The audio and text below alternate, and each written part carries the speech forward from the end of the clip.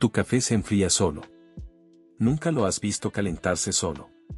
Nadie te lo explicó en esos términos cuando eras pequeño, pero llevas toda la vida observándolo. El hielo se derrite. El perfume se dispersa.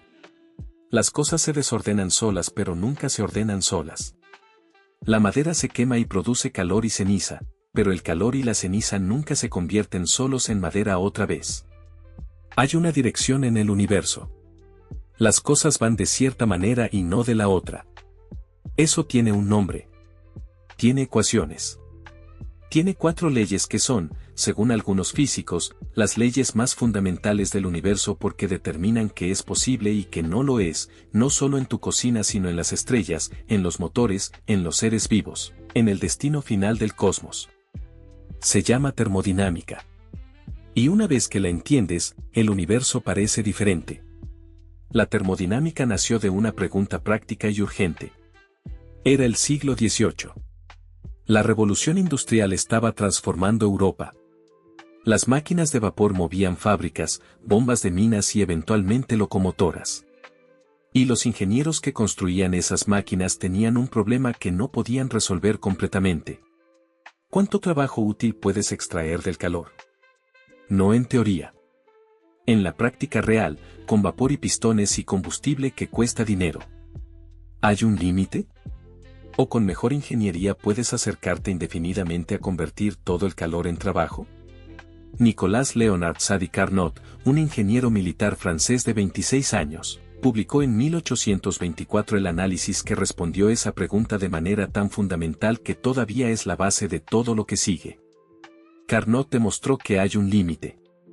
No un límite técnico que la ingeniería pueda superar. Un límite absoluto impuesto por la naturaleza misma del calor y el trabajo. Ese límite se llama eficiencia de Carnot, y dice que la cantidad máxima de trabajo que puedes extraer de una máquina de calor depende únicamente de la diferencia de temperatura entre la fuente caliente y el sumidero frío. No del combustible. No del diseño del pistón. No de la calidad del vapor. De la diferencia de temperatura. Solo de eso.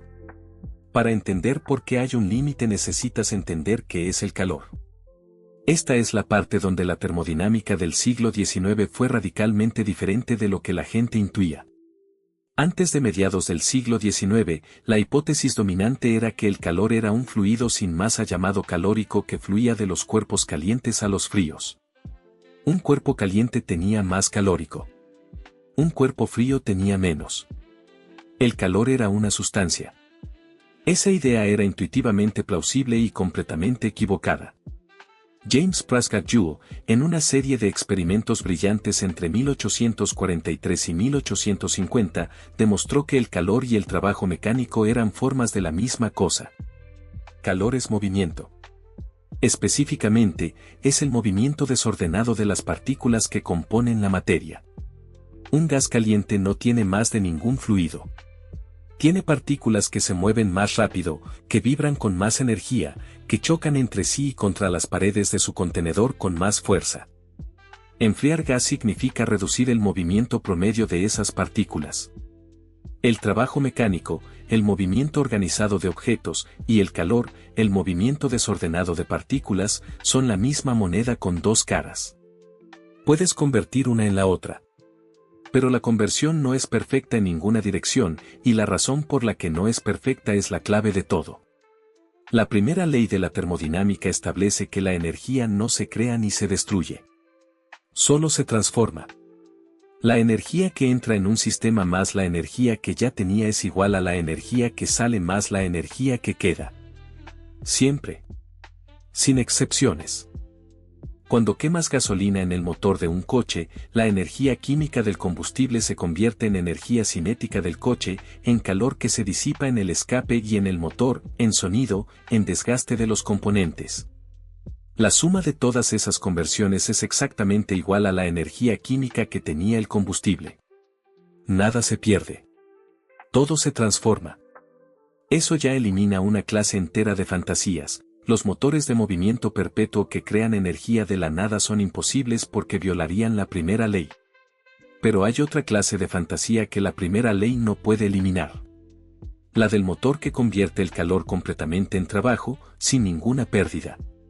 La primera ley dice que la energía se conserva. No dice en qué dirección fluye. Para eso está la segunda ley. La segunda ley de la termodinámica es la más profunda, la más universal y la más filosóficamente perturbadora. Tiene varias formulaciones equivalentes que se expresan de maneras diferentes pero describen la misma realidad. La formulación de Clausius dice que el calor fluye espontáneamente de los cuerpos calientes a los fríos y nunca al revés. La formulación de Kelvin dice que es imposible construir un motor que convierta todo el calor que extrae de una fuente en trabajo, sin producir ningún otro efecto. La formulación en términos de entropía, que es la más general y la que más consecuencias tiene, dice que la entropía del universo siempre aumenta en procesos espontáneos o permanece constante, pero nunca disminuye. La entropía es la cantidad que lo une todo. La entropía es el concepto central de la termodinámica y el que más confusión genera porque el lenguaje cotidiano lo usa de manera imprecisa. La entropía no es exactamente desorden, aunque esa analogía ayuda a empezar. La entropía es una medida del número de maneras microscópicas distintas en que un sistema puede estar organizado mientras tiene las mismas propiedades macroscópicas observables. Un ejemplo concreto. Imagina una habitación con 100 moléculas de gas en un lado y ninguna en el otro, separadas por una membrana. Cuando quitas la membrana, el gas se expande y llena toda la habitación. Nunca lo verás volver espontáneamente al lado original. ¿Por qué? Porque hay una cantidad astronómica de maneras microscópicas de distribuir esas moléculas por toda la habitación, y solo una configuración donde todas están en la mitad original. La probabilidad de que el movimiento aleatorio de las moléculas las lleve a todas simultáneamente al mismo lado es tan pequeña que es prácticamente imposible. El gas se expande porque hay muchas más configuraciones posibles con el gas distribuido que con el gas concentrado. La entropía mide exactamente eso, el número de configuraciones posibles. Alta entropía significa muchas configuraciones posibles. Baja entropía significa pocas. Los sistemas tienden a evolucionar hacia estados de alta entropía porque hay más maneras de estar en esos estados que en los de baja entropía. Eso es la segunda ley. No un capricho del universo. Una consecuencia matemática de que hay muchas más maneras de estar desordenado que de estar ordenado. Ahora la pregunta que importa. Si la entropía siempre aumenta, ¿cómo existen los seres vivos? Una célula viva es una estructura de complejidad extraordinaria. Las proteínas plegadas de manera precisa. Las membranas con permeabilidad selectiva. Los circuitos metabólicos que procesan energía con una eficiencia que ningún ingeniero humano ha podido igualar todavía. Todo eso es baja entropía. Alta organización. Si la segunda ley dice que la entropía siempre aumenta, ¿cómo puede existir algo tan organizado? La respuesta requiere entender la diferencia entre un sistema cerrado y un sistema abierto. La segunda ley dice que la entropía total de un sistema aislado, uno que no intercambia energía ni materia con el entorno, siempre aumenta. Un ser vivo no es un sistema aislado.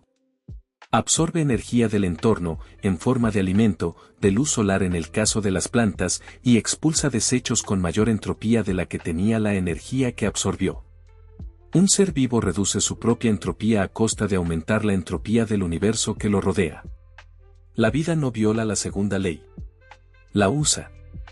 Transforma energía de baja entropía en trabajo biológico y en calor de alta entropía, y ese proceso es exactamente lo que la termodinámica predice que ocurrirá cuando la energía fluye de un lugar caliente hacia un lugar más frío. La fotosíntesis, la respiración celular, el metabolismo de los animales, todo eso son máquinas termodinámicas que extraen trabajo útil del flujo de energía desde el Sol hacia el frío del espacio. La tercera ley de la termodinámica dice que es imposible alcanzar el cero absoluto, la temperatura de 0 grados Kelvin, en un número finito de pasos.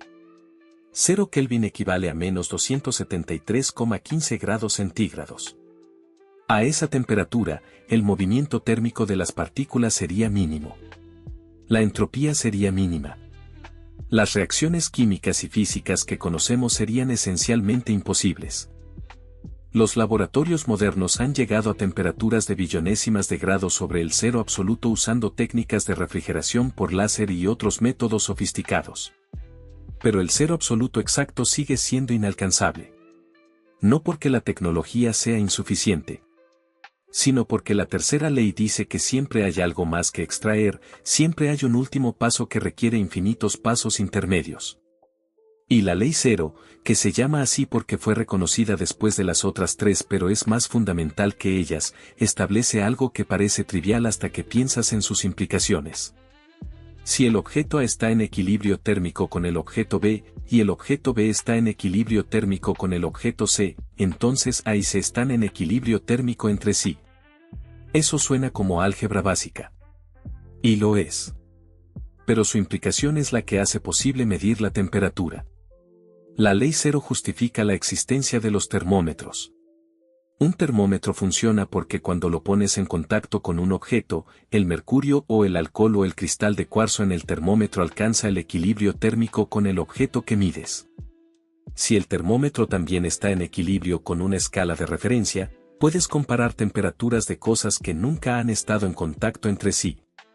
Sin la ley cero, la temperatura sería un concepto sin manera de medirse objetivamente. La termodinámica tiene una implicación final que pocas personas consideran completamente y que los cosmólogos llaman la muerte térmica del universo. Si la entropía del universo siempre aumenta, y si el universo es un sistema cerrado en el sentido de que no hay nada externo que le proporcione energía de baja entropía, entonces el universo evoluciona inevitablemente hacia un estado de máxima entropía. Un estado donde la temperatura es igual en todos los puntos. Donde no hay diferencias de temperatura de las que extraer trabajo. Donde ningún proceso espontáneo puede ocurrir porque no hay ningún desequilibrio que lo impulse. Un equilibrio térmico perfecto y final. Ese estado se llama la muerte térmica del universo. No ocurrirá pronto. El universo tiene aproximadamente 13.800 millones de años y la muerte térmica está a escalas de tiempo que requieren números con más dígitos de los que existen átomos en el universo observable. Pero la dirección es esa. El universo se mueve hacia el equilibrio. La entropía aumenta. Siempre. Tu café se enfría solo. Eso es donde empezamos. Lo que hay ahora es la comprensión de que ese hecho aparentemente mundano es la expresión más cotidiana de una de las leyes más fundamentales del universo. El calor fluye de los lugares calientes a los fríos. La entropía aumenta. Las diferencias se nivelan. Eso no solo explica por qué tu café se enfría. Explica por qué funcionan los motores y cuánto pueden aprovechar el combustible. ¿Por qué los seres vivos necesitan comer para mantener su organización? ¿Por qué el tiempo tiene una dirección? Porque el universo tuvo un inicio de baja entropía y se mueve hacia un final de entropía máxima. La termodinámica no es la física de las máquinas de vapor. Es la física de la dirección del tiempo. Y tu café frío en la mesa es la evidencia más inmediata que tienes de que el tiempo avanza hacia adelante y no hacia atrás. De que vivimos en un universo que tiene una historia. Y un final.